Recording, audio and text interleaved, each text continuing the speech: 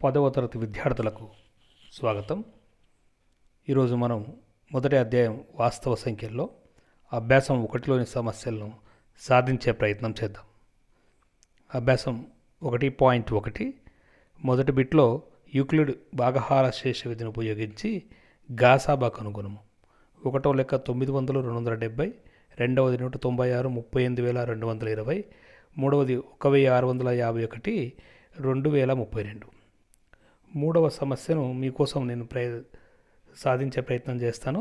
మిగతా రెండు సమస్యల్ని మీరు సొంతంగా సాధించాల్సి ఉంటుందన్నమాట. 1651 అంటే 1651ని మరియు 2032 యొక్క గాసాబా కనుక్కోవాలి. దీంట్లో మనము రఫ్ వర్క్ చేసుకుందాం. ఫస్ట్ 1651 చేత 2032ను భాగించేస్తే మనకు భాగఫలం 1గాను శేషం 381గా వస్తుంది. సో ఈ శేషంతో మళ్ళీ మనము గతంలో ఉన్నటువంటి 16 భాగించే సంఖ్య ఏది 1651ని మళ్ళీ భాగిద్దాము. మరి 381 4 చూడండి ఒకసారి ఎంత వస్తుంది, 1524. ఇక్కడ శేషం ఎంత మిగులుతుందో గమనించండి, 27. 27 చేత 127ను 127 చేత మళ్ళీ 381ని భాగించాలి. ఇప్పుడు ఎంత వస్తుంది, 127 3 381 అనమాట. సో ఇక్కడ మనకు శేషం 0 వస్తుంది. శేషం 0 వచ్చేట్టు భాగించే సంఖ్య 127 కాబట్టి ఈ రెండు సంఖ్యల యొక్క గాసాబా 127 అవుతుందన్నమాట. దీన్ని మనం యూక్లిడ్ భాగహార శేష విధిని ఉపయోగించి రాయాల్సి ఉంటుంది. సో ఇది యూక్లిడ్ భాగహార శేష విధి ఏంది, A = BQ + R. గమనించండి భాగహారాన్ని 2032 1651 × 1 + 381. నెక్స్ట్ మళ్ళీ 1651 381 × 4 + 127. 381 127 × 3 + 0 అనమాట. చూడండి యూక్లిడ్ భాగహార శేష విధి ఎట్లా ఉంటుందో పక్కన చూపించాను నేను.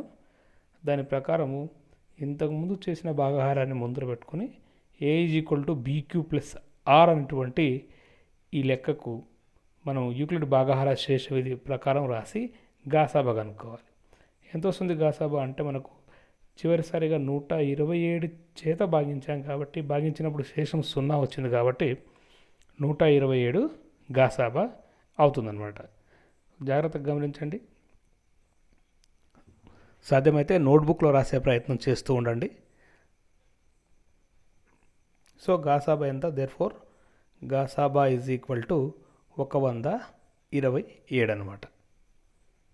మిగతా రెండు సమస్యలు మీరు చేసి నాకు పంపించే ప్రయత్నం చేయండి.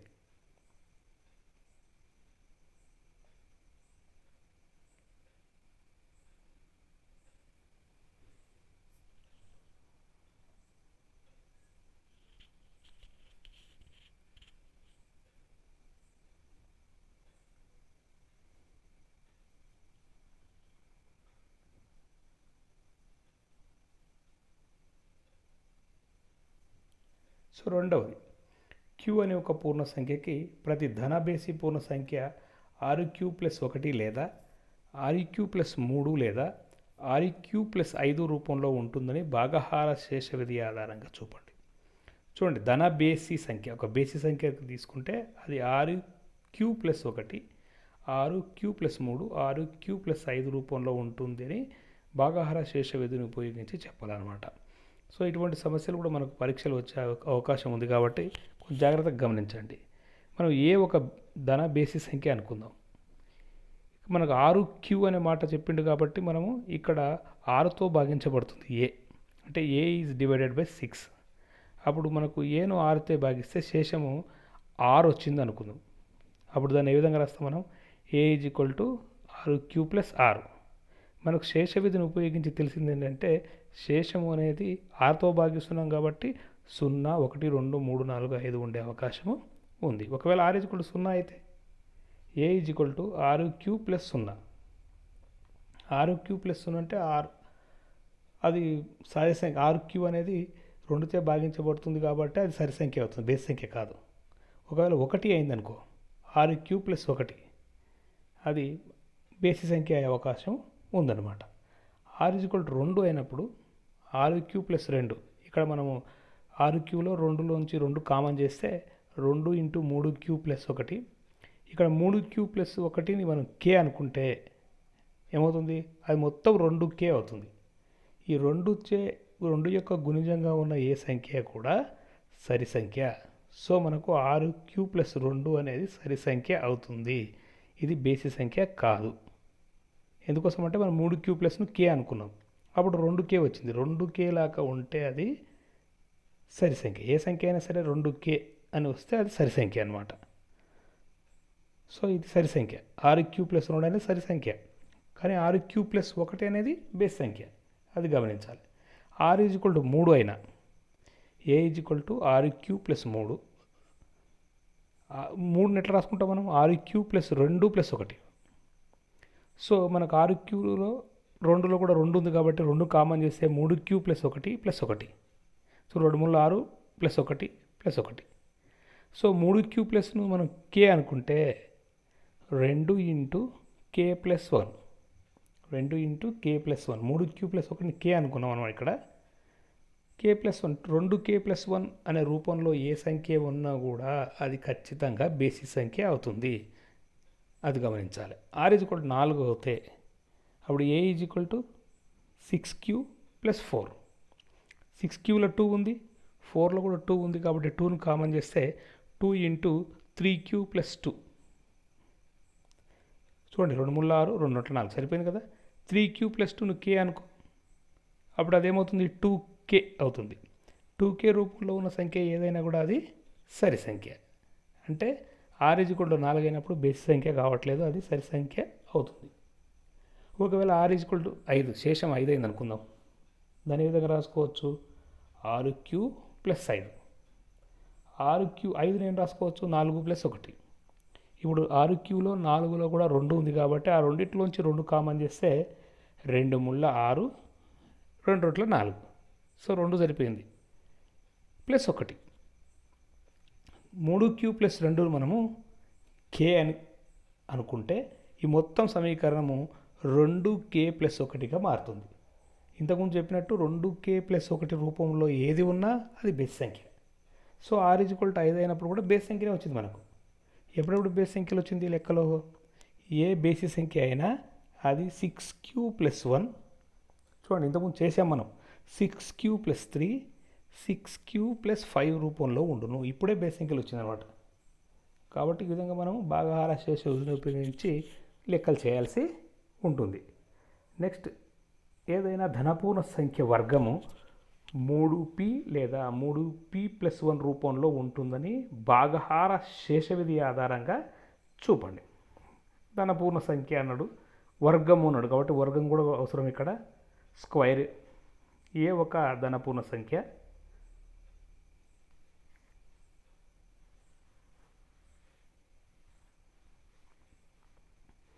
మరి అది 3Q అన్నాడు కాబట్టి ఏను 3చే భాగించాలి.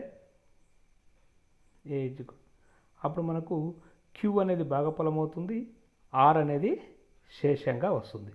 దీన్ని మనం భాగహార శేష విధి ఆధారంగా ఒక సూత్ర రూపంలో రాస్తే 3A = 3 × Q + R.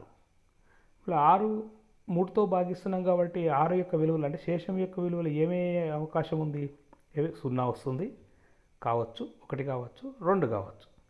3 కంటే తక్కువ విలువలు ఇవే కదా, 0, 1, 2. అంటే శేషాలు మనకు 0, 1, 2, 3 వచ్చే అవకాశము ఉంది. ఒకవేళ A = 3Q తీసుకుందాము, మరి A = 0 అయినప్పుడు A = 3Q అవుతుంది. 1 అయినప్పుడు R = 1 అయినప్పుడు AQ 3 + 1 అవుతుంది. R 2 అవుతే 3Q + 2 అవుతుంది. R విలువలు 3 అయినప్పుడు 0 అయినప్పుడు 3Q, 1 అయినప్పుడు 3Q + 1, 2 అయినప్పుడు 3Q + 2. సో మొదట మనము R = 0 అయినప్పుడు చూద్దాం.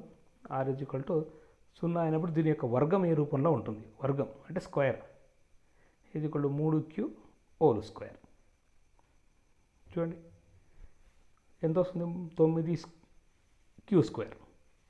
ఈ 9 క్యూ² మనం 3 కామన్ చేస్తే 3 ఇంటూ 3 ఇంటూ క్యూ² రాసుకోవచ్చు. క్యూ² మనం కే అనుకుందాం లేదా పి అనుకుందాం. క్యూ² ఈజ్ ఈక్వల్ టు పి. అప్పుడు ఏమైపోయింది మొత్తం, ఏ² ఈజ్ ఈక్వల్ టు 3p. ఏ² ఈజ్ ఈక్వల్ టు 3p. ఏ² ఈజ్ ఈక్వల్ 3p అనే రూపంలో ఉంది. నెక్స్ట్ మనం ఆర్ ఈజ్ ఈక్వల్ టు 1 అనుకుందాం. అప్పుడు 3q ప్లస్ 1 అవుతుంది. ఇరువైపులా వర్గం చేద్దాం. ఏ² ఇటువైపు స్క్వేర్ చేస్తే ఇటువైపు కూడా స్క్వేర్ చేయాలంటే 3q ప్లస్ 1 హోల్ స్క్వేర్ చేయాలి. మరి అది ఎట్లా ఉంది, a plus B whole square రూపంలో ఉంది కాబట్టి a² అంటే 3q² plus 2ab 2 into 3q into 1 plus b² అంటే 1² is equal to 9q² plus 2 ముళ్ళ 6 6 6q ప్లస్ 1. చూడండి ఆ మూడింటి గుణించాలి ప్లస్ 1. దీంట్లో మనకు 9లో నుంచి 6లో కూడా మనకు 3 అనేది కనిపిస్తుంది కాబట్టి 3 కామన్ చేస్తే 3 ముళ్ళు 9q² అక్కడ 2 ముళ్ళ 6q plus 1 క్యూ². 3 into 3q² plus 2q 3q² 2q. So మనము ఇదే లెక్క చూడండి మళ్ళీ 3 ఇంటూ 3q² ప్లస్ 2 మనం ఏమనుకున్నాం, 3q² ప్లస్ 2qను కే అనుకుందాం. 3q² ప్లస్ పి అనుకుంటే ఏమొస్తుంది, ఏ² is equal to 3p plus 1 రూపంలో వచ్చేసింది. నెక్స్ట్ ఒకవేళ శేషం 2 అవుతే అదేమో ఏ రూపంలో ఉంటుంది, A is equal to 3q plus 2. మళ్ళీ సేమ్ రెండు వైపులా వర్గం చేసినాం. ఏ² is equal to 3q plus 2 whole square. ఇప్పుడు ఏమొస్తుంది, A plus B whole square సూత్రం ప్రకారం ఇది కూడా ఏ² అంటే 3q² plus 2 into AB 3q plus into 2 plus 2² అంటే b². A plus B whole square a² plus 2ab plus b² is equal to 9q² plus 2 ముళ్ళ 6 6 12 12q ప్లస్ 4 ప్లస్ 4 వచ్చింది. ఇప్పుడు మనం 4ని ఏ విధంగా రాసుకోవచ్చు అంటే 4లో కూడా ఒక 3 కనిపిస్తుంది నాకైతే. అందుకనే 9q² plus 12q plus 3 plus 1 plus 3 plus 1 3 plus 1 అంటే 4. ఇప్పుడు మొదటి 3 దాంట్లో కూడా చూడండి ఆడి వరకు అన్నిట్లో 3 ఉంది. 3 ముళ్ళ 9 3 నల్ల 12 3 ఎక్క 3 కాబట్టి 3 కామన్ చేస్తా ఉన్నాను. 3q² ప్లస్ 4q ప్లస్ 1 3 ఎక్క 3 బ్రాకెట్ చివర ప్లస్ 1. ఇప్పుడు మనకు ఈ బ్రాకెట్లో ఉన్న దాన్ని మొత్తాన్ని పి అనుకుందాం. 3q² plus 4q plus 1 P అనుకుంటే మనకు మొత్తం విలువ ఏమొస్తుంది, is equal to 3p plus 1 3p plus 1 అంటే ఏ² is equal to 3p plus 1. చూడండి ఏ² ఈజ్ ఈక్వల్ టు ఏమొచ్చింది మనకు మళ్ళీ 3p ప్లస్ 1 వచ్చిందంటే ఎప్పుడు శేషం 2 అవుతే కూడాను మనకు 3p ప్లస్ 1 వస్తుంది. కాబట్టి దేర్ఫోర్ ఈ అన్ని విషయాలు గమనిస్తే మనకు ఏ ఒక ధనపూర్ణ సంఖ్య అయినా దాని యొక్క వర్గం, ధనపూర్ణ సంఖ్య యొక్క వర్గం, ఏ యొక్క వర్గం ఎట్లా ఉంటుంది, 3p ప్లస్ 1 రూపంలో 3p plus 1 and 3p plus 2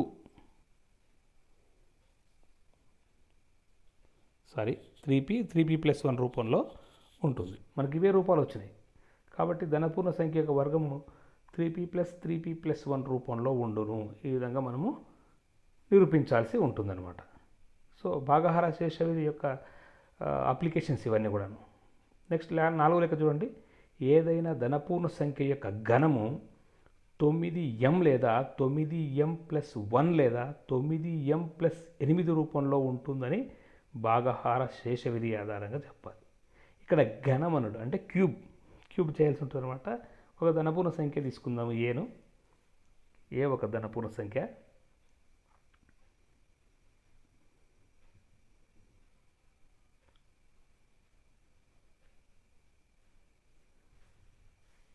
so నేను 3చే భాగిస్తున్నాను.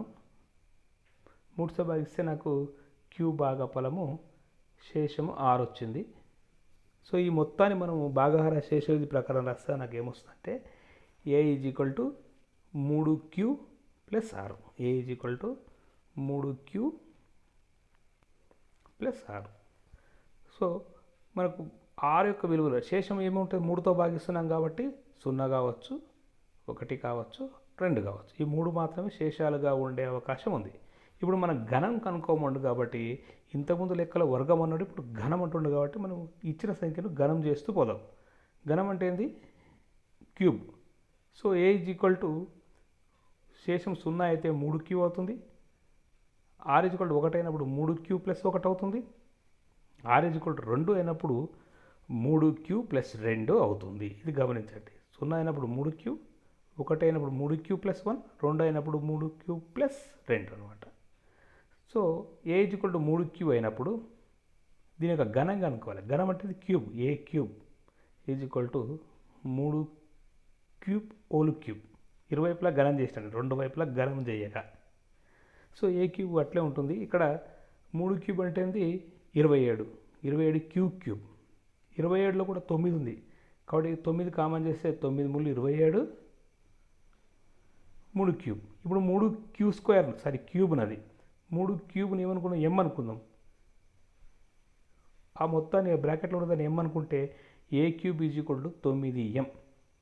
A క్యూబ్ = 9m అనే రూపం వచ్చేసింది అనమాట.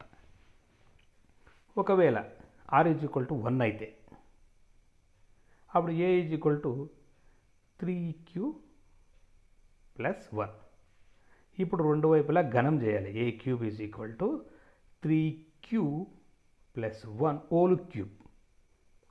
ఇది A + B హోల్ క్యూబ్ సూత్ర రూపంలో ఉంది కాబట్టి A క్యూబ్ అంటే A క్యూబ్ + 3A². చూడండి, A + B హోల్ క్యూబ్ సూత్రాన్ని రాస్తున్నాను. మీరు ఒకసారి గమనించి దీన్ని నేర్చుకొని దీని ప్రకారంగా దాన్ని విస్తరించే ప్రయత్నం చేయండి. A cube + 3A²B + 3AB². మళ్ళీ ఒకసారి రాస్తాను చూడండి. A cube + 3A²B + 3AB² + B cube. ఇది రాసి పెట్టుకొని దీని ప్రకారంగా మనం దాన్ని విస్తరించాలి. చూడండి ఒకసారి బాగా. A cube 3Q whole cube. A cube అంటే 3Q హోల్ క్యూబ్ + 3A² అంటే 3Q² × 1 ప్లస్ 3A అంటే 3Q × B² 1² plus B cube 1 cube. మొత్తం విలువ ఏమొస్తుంది? 27 cube plus 3 × 9² Q², 9Q² plus 3 × 9, 9 × 9, 9Q + 1. So మనకు 27 క్యూలో కానీ 27లో కానీ 9లో కానీ అన్నిట్లో 9 ఉంది కాబట్టి 9 కామన్ చేద్దాం. కామన్ చేస్తే మనకేమొస్తుంది? ఇక్కడ 9, 27 cube plus 27 Q² plus 9Q + 1 వచ్చింది. దీనిలో చూడండి, మొదటి మూడిట్లో కూడాను 9 కనిపిస్తుంది నాకు కాబట్టి 9 కామన్ చేస్తే 9 × 3 = 27, 3 క్యూబ్ మళ్ళీ 3² 9 × 9 + 1. సో ఇది మొదటిది 3 క్యూబ్ అది. సో ఈ బ్రాకెట్లో ఉన్నదాన్ని మొత్తాన్ని మనం M అనుకుంటే అప్పుడేమొస్తుంది? 9m + 1. 9m plus 1 a cube equal to 9m plus 1 రూపంలో వచ్చేసింది అనమాట. So a is equal to, ఒకవేళ శేషం 2 అవుతాయి 3q ప్లస్ 2 అవుతుంది. a cube is equal to 3q plus 2 whole cube, మళ్ళీ a plus b whole cube సూత్రం ప్రకారం 3q whole cube plus 3a square b అంటే 3q స్క్వేర్ ఇంటూ 2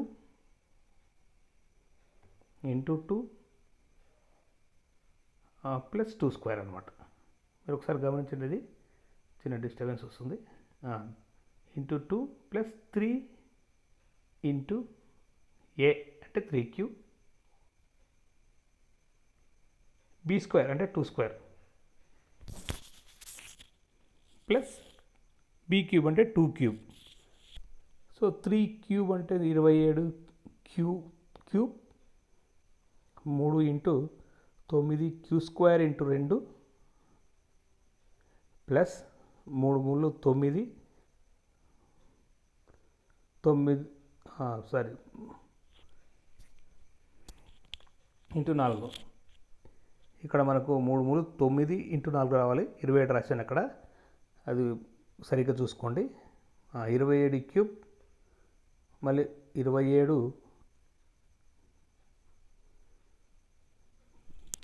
9 27 22 54. నెక్స్ట్ మళ్ళీ మనకు అది 9 ఇంటూ 4 36 క్యూ అవుతుంది. అది 9 Q into 4 36 Q plus 8. So దీంట్లో మనకు గమనిస్తే అన్నిట్లో కూడాను ఏమొచ్చింది, 27 cube plus 54 Q square plus 36 Q plus 8గా వచ్చింది. దీనిలో మొదటి మూడిట్లో కూడా నాకు 9 కనిపిస్తూ ఉంది కాబట్టి 9 కామన్ చేస్తున్నాను. 9 3 27 cube plus 9 54 Q square plus 9 36 Q plus 8. ఇది మొత్తాన్ని బ్రాకెట్లో దాన్ని ఎప్పటిలాగే మనం m అనుకుంటే 9m plus 8. So a cube is equal to 9m plus 8. మనం దర్ఫోర్ ఈ 3 సందర్భాల్లో కూడా మనం గమనించింది ఏంది, a క్యూబ్ అనేది ఏ రూపంలో ఉంది అంటే ఏ ఒక చూడండి ఒకసారి ధన పూర్ణాంకం అయితే దర్ఫోర్ ధన పూర్ణాంకం ఏ అయితే అది ఏ రూపంలో ఉంటుంది, ధన పూర్ణ సంఖ్య యొక్క ఘనం.